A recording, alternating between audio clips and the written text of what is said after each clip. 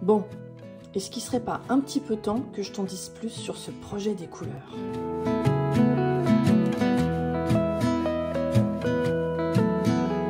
Si t'es une super patronne, tu sais déjà de quoi je parle.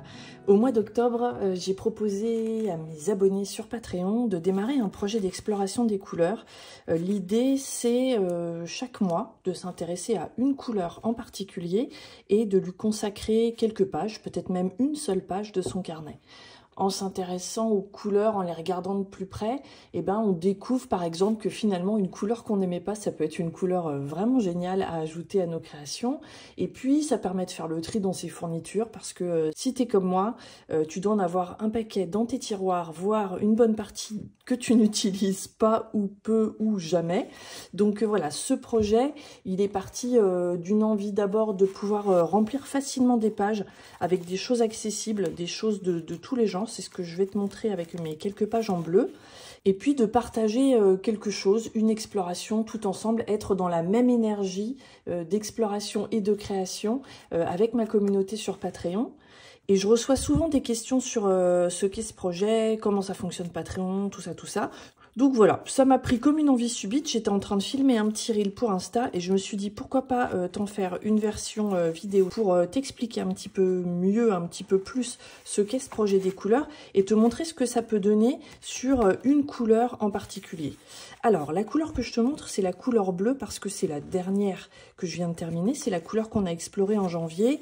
En décembre, on a exploré la couleur rouge. Et tu vois, moi, mes pages sont vides. Je te les montre vides parce que ça veut dire que c'est un projet que tu peux faire aussi à ton rythme et que tu peux mettre des choses de côté et te dire que tu le feras plus tard. Donc, en ce qui me concerne, le rouge, j'ai juste mis le titre et puis je me suis tapé des mots que je viendrai coller là. En novembre, on a exploré toutes les teintes de brun et puis on avait commencé au mois d'octobre avec les teintes de orange. Donc j'ai fixé un petit calendrier, pareil, que tu n'es pas obligé de respecter, mais ce qui est chouette quand on est toutes ensemble en train d'explorer la même couleur, c'est qu'on partage nos idées, voilà, on se donne plein de petits tips, on se donne envie d'acheter des fournitures qu'on n'avait pas. Alors là, je te préviens, c'est un danger 100% garanti. Tu vas être tenté d'acheter des nouvelles fournitures, mais ce que j'espère surtout, c'est que tu vas être tenté d'utiliser celles que tu avais et de voir de quelle façon tu peux peut-être les détourner de l'usage que tu pensais au début. Donc, quand on démarre l'exploration d'une couleur, de mon côté sur Patreon, j'ai prévu un certain nombre de contenus, des contenus qui pour certains ont quelques semaines ou quelques mois, parce que quand tu t'abonnes sur Patreon, tu as accès à tout ce que j'ai fait depuis le début de la création de ce Patreon il y a plus d'1 an. Donc, il y a déjà des petites vidéos tuto sur l'exploration des couleurs, sur la question des couleurs complémentaires et compagnie. Il y a une vidéo au cours de laquelle j'ai mis en place mon carnet, la liste des thèmes, cette petite roue des couleurs que je crée au fur et à mesure. Il y a des petits bonus, comme par exemple ce petit marque-page avec plein d'idées pour mettre dans tes pages si tu as peur d'en manquer. Donc voilà, tous les mois, il y a du contenu qui s'ajoute, auquel tu peux accéder. Et en début de mois, je fais toujours un article récapitulatif avec les infos qu'on peut trouver, des citations, des mots qui évoquent la couleur, un tableau Pinterest avec plein de choses que tu peux utiliser aussi pour inspirer tes pages. Et puis, il y a plein de partages. Je mets aussi des œuvres d'art. J'essaye de plus en plus de veiller à mettre plus de femmes que d'hommes, ou en tout cas au moins autant de femmes que d'hommes en ce qui concerne les œuvres d'art que je choisis de mettre en avant, parce que je trouve que voilà, c'est aussi important, je pense, de valoriser la création de ce qui est fait par les femmes et qui est relativement invisible dans les musées. Donc ça, c'est ma petite tendance et mon petit truc à moi. Et puis ensuite, tu t'installes dans ton carnet. Alors certaines ont un tout petit carnet, certaines au contraire ont choisi un carnet format A4, certaines se sont créées un carnet pour chacune des couleurs en se disant qu'elles ont toute une vie devant elles pour explorer la couleur en question, et puis d'autres ont juste fait un petit livre accordéon, elles ajoutent des pages au fur et à mesure, et en fait explorer la couleur ça peut être juste une double page comme ça. Sur cette double page, ce que tu vois, c'est qu'il y a plein de choses différentes. Il y a du collage, il y a des tests de fourniture, il y a un petit dessin, des lettres découpées, des fleurs, ça c'est un tampon. du mark making, des motifs répétés, un peu comme on le fait dans le art journal. Donc vraiment le principe de ce projet, c'est de laisser la place à tous les types d'exploration. Si tu es quelqu'un qui aime beaucoup l'aquarelle, tu peux très bien te faire un carnet des couleurs uniquement en aquarelle. De toute façon, quand on parle de technique mixte, l'aquarelle, elle en fait partie. Mais si tu veux, ça peut aussi être l'occasion de découvrir d'autres fournitures. Comme ça, tu pourras t'en acheter.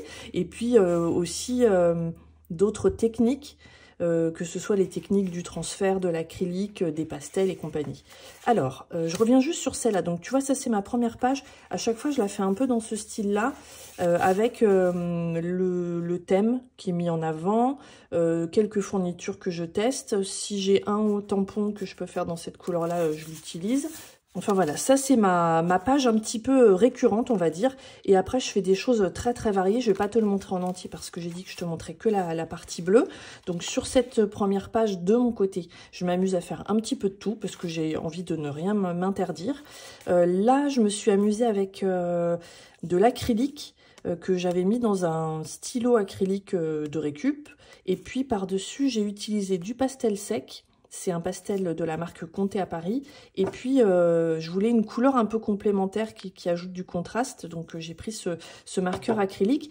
Cette page-là, je l'ai faite en voyant une illustration qui date du début du siècle dernier d'un artiste japonais. Donc, tu vois, le carnet d'exploration des couleurs, ça peut aussi être de s'amuser à reproduire, à imiter des œuvres artistiques en gardant les traces, parce que c'est chouette aussi après quand tu le feuillettes de pouvoir te dire ah bah tiens c'était cet artiste là, je vais aller voir ce qu'il a fait d'autre.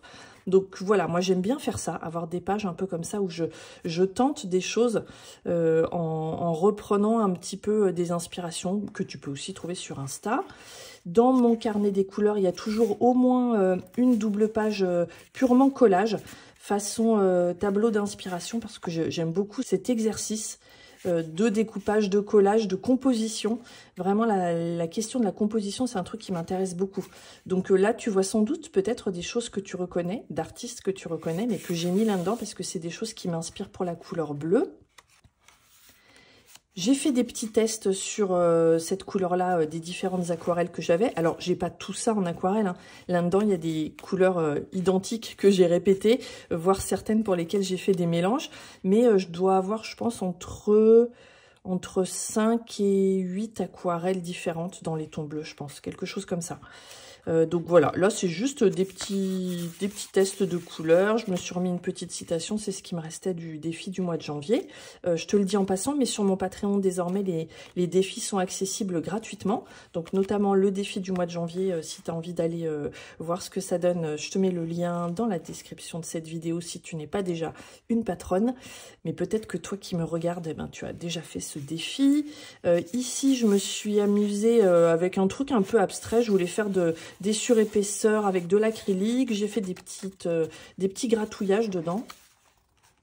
Tu vois, ça donne du relief. Et puis, j'ai rajouté du pastel gras pour faire du contraste. Quand on explore une couleur, on n'est pas obligé d'être coincé uniquement dans cette couleur. On peut aussi, justement, s'amuser à regarder quelles sont les meilleures couleurs complémentaires, celles qui vont pouvoir mettre en avant, mettre en valeur cette couleur. Donc voilà, là, j'avais envie d'un truc un peu grabouillage, un peu abstrait. Et puis ça, c'est un de mes cyanotypes que j'ai collé là, parce que quand même, parler de la couleur bleue sans parler du cyanotype, ça aurait été un petit peu dommage. Ça, c'est une double page que j'ai consacrée à reproduire une œuvre que j'avais vue sur Instagram. Donc, je me la suis imprimée. J'ai le nom de l'artiste ici, Hope Gangloff. Et puis, voilà, j'ai choisi une petite partie du tableau que j'ai reproduit en grand. J'aime bien faire ce genre de choses, choisir un détail ou parfois chercher quelle est la palette de couleurs exacte qui est utilisée. Mais là, c'était vraiment ce visage que je trouvais assez captivant, donc je l'ai reproduit. Ici, je me suis amusée avec de l'acrylique sur laquelle je suis venue remettre du pastel sec et du pastel à l'huile. Tu vois, j'ai mon petit bol ici. Donc ça, c'est aussi un truc que j'aime beaucoup faire et qui est super dans les techniques mixtes. C'est le fait de pouvoir empiler les couches et les techniques. Donc tu vois que c'est quand même très différent entre ça, ça, enfin toutes mes pages en fait. C'est des choses très très variées. Et c'est vraiment ce que j'adore. Je pense que ce carnet, à la fin, quand je vais le feuilleter, ça va être un de mes préférés. Parce que je suis pas en train d'essayer de faire des œuvres d'art. Je suis en train de m'amuser à explorer des choses différentes. Donc voilà pour cette petite double page fleurie. J'aime bien les fleurs, hein. Si tu me connais, tu ne seras pas étonné. Donc sans surprise, il y en a pas mal dans mes pages. Et puis ça, c'est la dernière que j'ai faite, avec encore des fleurs et des feuilles, où je me suis amusée à dessiner un visage avec uniquement du bleu.